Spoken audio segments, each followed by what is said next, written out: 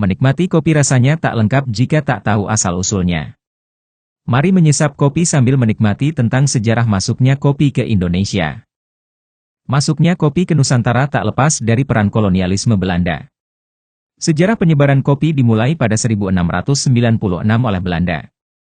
Pada masa itu Belanda membawa bibit kopi pertama dari Malabar, India, ke Pulau Jawa. Bibitnya sendiri berasal dari Yaman.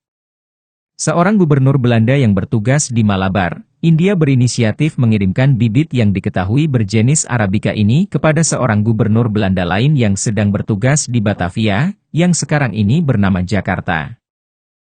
Sayang percobaan pertama ini gagal total akibat seluruh tanamannya hancur terkena gempa bumi dan banjir.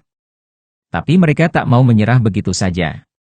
Pada 1699 upaya kedua dilakukan. Kali stek kopi dikirim dari Malabar, India juga. Kemudian pada 1706 hasil tanaman kopi pertama di Pulau Jawa dikirim ke kebun raya Amsterdam untuk diteliti. Dan menurut hasil penelitian, kopi tersebut memiliki kualitas sangat baik dan berpotensi untuk diperdagangkan ke seluruh dunia. Sejak saat itu, Belanda memutuskan untuk melebarkan perkebunan kopi ke berbagai daerah lain di Nusantara. Tak hanya Jawa, perkebunan kopi dibuka di Aceh, Sumatera Utara, beberapa daerah di Sulawesi, Bali hingga Papua.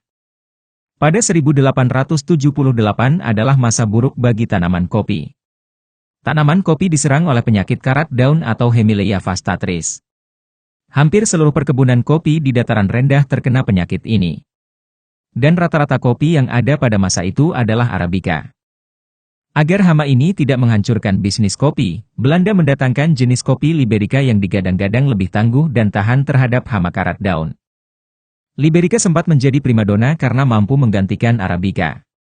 Harga kopi ini juga sama bagusnya dengan Arabica di pasar Eropa.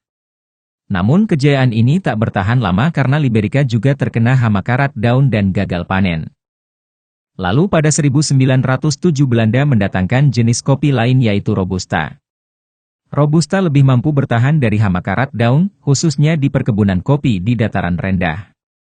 Dan pada 1945 seluruh perkebunan kopi diambil alih oleh pemerintah Republik Indonesia dan menjadi salah satu komoditas terbesar di negeri ini.